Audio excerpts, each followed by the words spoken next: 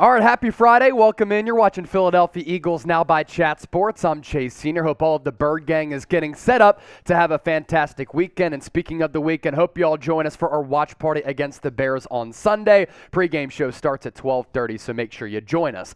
Coming up on today's show, it's at that point in the regular season where there's a large sample size when you evaluate the players on this football team and the other 31 teams in the NFL. So I want to take a deep dive look at the Eagles' Pro Football Focus grades for all of their starters to see how they rank at their positions. We'll also talk about DeAndre Hopkins, trade rumors around him heating up right now, and you can never sleep on the man, Howie Roseman. And make sure you subscribe. 650 people away from 38,000 subscribers. Let's get there by the end of the weekend and celebrate it with a win against the Bears. First, though, want to hear from you in the comment section. We're coming to you from the Chat Sports Studios in Dallas, Texas. Cowboys next week. It's going to be litty down here. I can't wait for it, and I hope that I see a lot of bleeding green out there. So where's the Bird Gang watching from? I'm in Dallas. Where are you? I know people are watching us from all across the globe. So to the Pro Football Focus grades. For those of you unfamiliar with what PFF does, here is a definition for how they evaluate their players. PFF, a sports analytics company that focuses on thorough analysis of the National Football League and Division-I football in the United States. And here's really how it's defined. Pro Football Focus produces 0 to 100 player grades and a range of advanced statistics for teams and players by watching, charting, grading every player on every play in every game, both at the NFL and FBS level. And the translation for that, Pro Football Focus basically watches every single play that transpires, and they form their grades around that evaluation. I'll be the first to admit, I look at Pro Football Focus grades. I don't go overly nerdy with it because sometimes it can get overly nerdy, but good player evaluation nonetheless. And with how Howie Roseman has been able to build this football team, my goodness, the Eagles are checking out very, very nicely at basically every single position on the field, and that's why this team has one loss, and they are atop the NFC in the NFL playoff picture. So Jalen Hurts among all quarterbacks, third in Pro Football Focus gradings. It's really good. Very elite. Miles Sanders, ninth among all running backs. A.J. Brown, the seventh graded wide receiver. Devontae Smith, 27, which isn't bad, but for a number 2, it's pretty damn good. Dallas Goedert, the sixth ranked tight end. Now to the offensive line. Jason Kelce continues to just cement his stone as one of the greatest and most legendary Philadelphia athletes of all time, not just Eagles. The guy's been in the league for a minute, and still, you see him among all centers in the NFL. Despite the mileage on the tires, him flirting with retirement, number 1 graded center in the National Football League. He is one of one.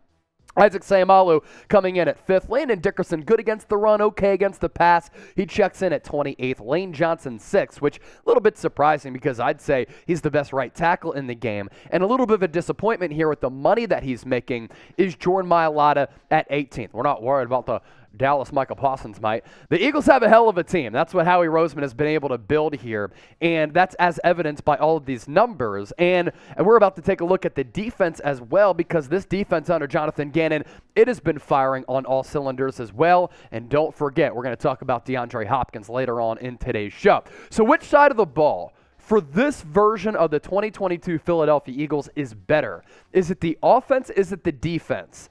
They meet up. Who are you going with if you had to put your money on one side? I might go offense because this unit, it has been absolutely humming at historic proportions. To the defensive side of the football, what a signing James Bradbury has been. 1 year, $10 million, and the fact that he comes and has success with the Birds after playing with the fraudulent Giants, 12th, that's great. Darius Slate right behind him at 13th. Avonte Maddox, 37th among nickel cornerbacks. C.J. Gardner-Johnson, 55th, and I've talked about him a lot being so low and graded low on his Pro Football Focus grades. This is when it becomes a little bit overly nerdy, and I let my evaluation really tell the story. C.J. Gardner-Johnson is not the 55th best safety in the NFL. He's been playing a lot better than that. The instincts, what he brings to the defense in terms of his versatility, playing in the nickel, also playing safety. That's what he did with the Saints, and that's why I like the trade. And the timely nature of the plays that he makes, which really do change the complexion of a game. Can't wait to see him back coming off that rib and kidney injury.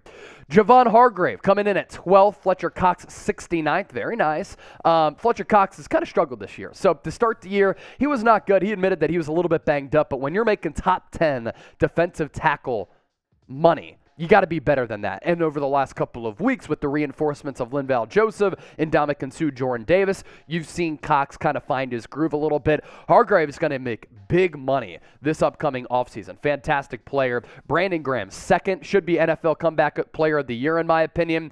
He is a sack away, I believe, from overtaking his total, as we talked about earlier this week, the second graded edge rusher in the NFL. Josh Sweat 11th and Hassan Reddick 23rd. Hassan Reddick, the only player in the history of the NFL to have 3 consecutive seasons of 10-plus sacks with 3 different teams.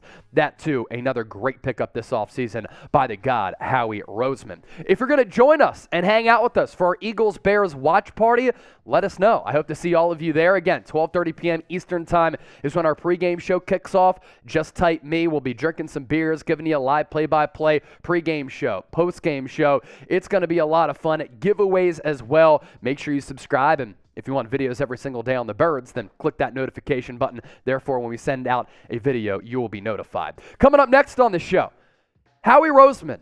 Is he lurking? Looking at one of the bigger trade candidates in the NFL in DeAndre Hopkins because waters are choppy in Arizona. We're going to get to that right around the corner. First, though, Philadelphia Eagles now is sponsored by Fetch, the best rewards app out there, and it's not even close. If you head to chatsports.com/Fetch, you can earn points on any receipt from any store or restaurant. And for myself and producer Seeps, we've been able to turn those scanned receipts into points, and then we get free gift cards. So Fetch, super easy to use, free app, lets you earn rewards on literally anything that you buy. You scan any physical receipt like we're about to show you, or e-receipt, and you will earn points for your purchases. And the process only takes the matter of seconds. As you can see here, you don't have to worry about where the receipt is from or what's on it. So we're showing you how simple it is. You open up the Fetch app, you hit that orange button, the confetti pops, and you get points for every receipt that you have. And for those of you who send us in super chats or super thanks, if you connect your email for e-receipts, you get points back for there as well. Fetch is available on iPhone and Android, so use our link, chatsports.com/Fetch, enter the promo code CHAT to sign up and get 5,000 points when you scan your first receipt.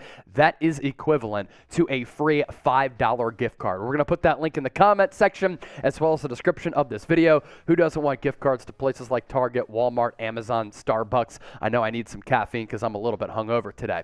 All right, DeAndre Hopkins.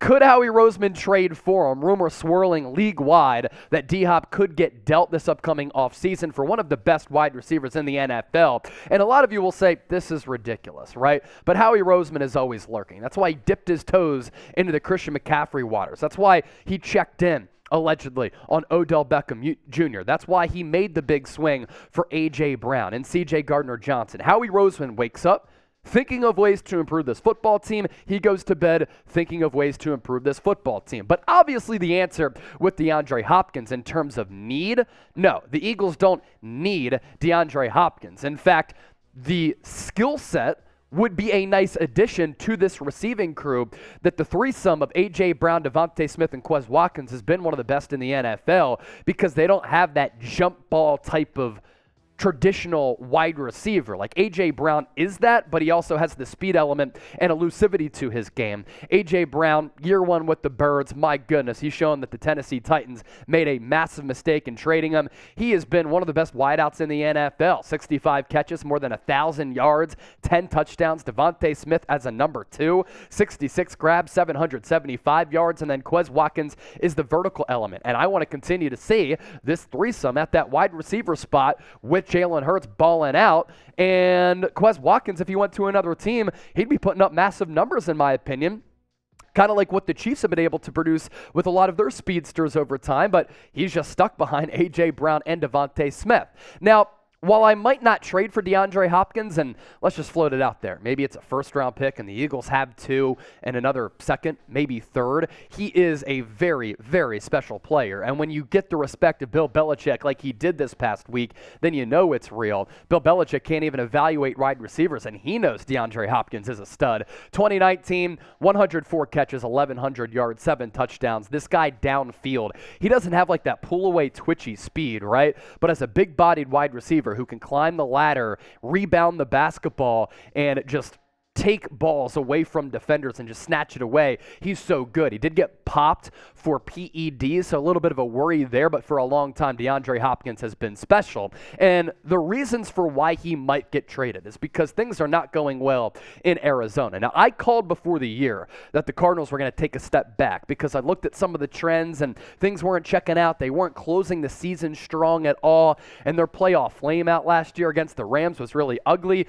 And I didn't imagine that they were going to be this bad, but when you have an injury to Kyler Murray, likely to miss most of next year with that torn ACL, that has the water's a little bit murky for Kliff Kingsbury's future because now general manager Steve Keim, who drafted Kyler Murray and hired Kliff Kingsbury, he's on medical leave of absence. So I think it's looking more and more like the Cardinals are just going to tear everything down. And if you do decide to rebuild, you get rid of a J.J. Watt, you get rid of a DeAndre Hopkins, get draft capital back for players who are making less money, and they're affordable on those rookie contracts. That allows you to really stockpile those picks and fast track that rebuild. Now, Hopkins did miss the first 6 games of the year because of that aforementioned PED suspension, and the Arizona Cardinals also traded for Marquise Brown last offseason. So they have some decent weapons, but if Kyler's out, Kliff Kingsbury is out, Steve Keim is out, why would you want to pay big-time money to an aging wide receiver? Yes, the production and the game is still there, no doubt about it,